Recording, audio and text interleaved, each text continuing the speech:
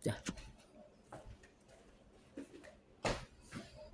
Terima kasih Bu Rizky untuk waktunya.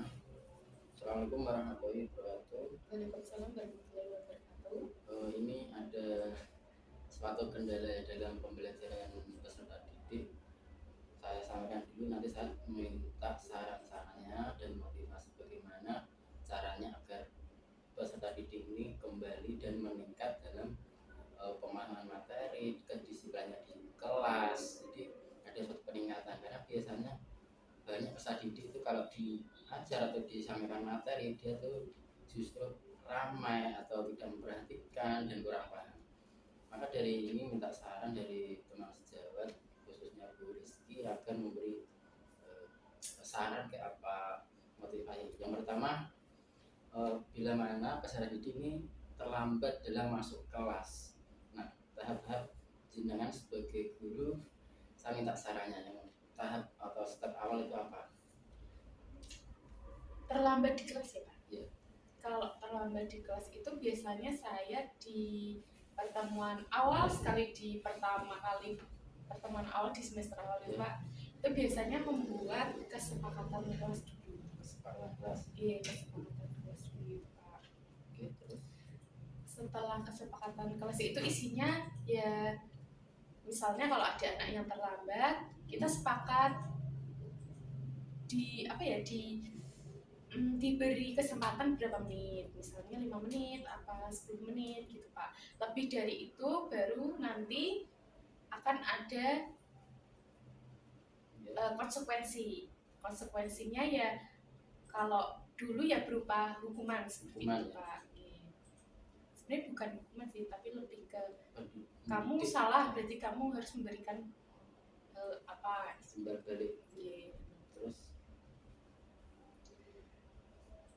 Terus yang kedua Bu Rizky, yang saya ingin sampaikan bahwasanya peserta didik ini kurang paham dengan materi yang disampaikan, apakah dengan cara metode yang baru, apakah pengelolaan kelas yang baik. Itu menurut Bu Rizky kurang paham materi yang kita sampaikan itu banyak metode atau caranya yang sampean miliki itu bagaimana untuk mengatasi problema dari peserta didik di kelas? Kalau yang kurang paham itu sebenarnya kan banyak faktor ya. Maksudnya misalnya bisa jadi karena tidak memperhatikan.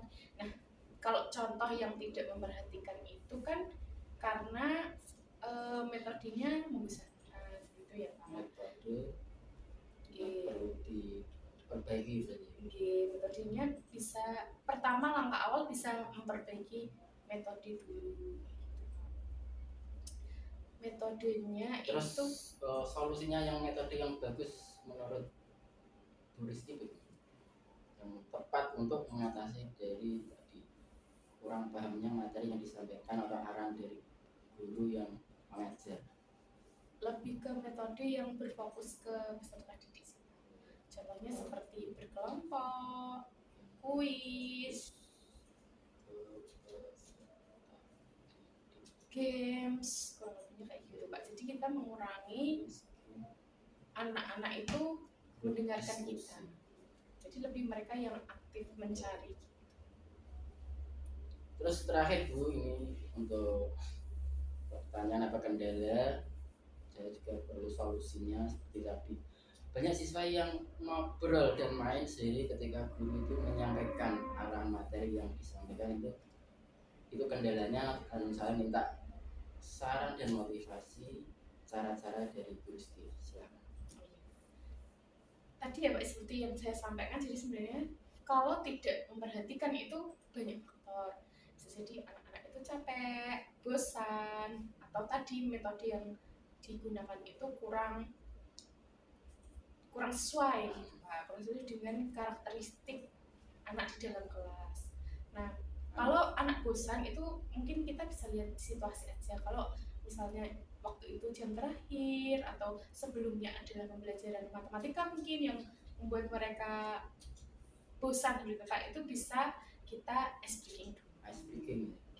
Ice breaking biar suasana lebih cair dan tidak membosankan. Biar biar suasananya itu kondusif dulu gitu loh Pak.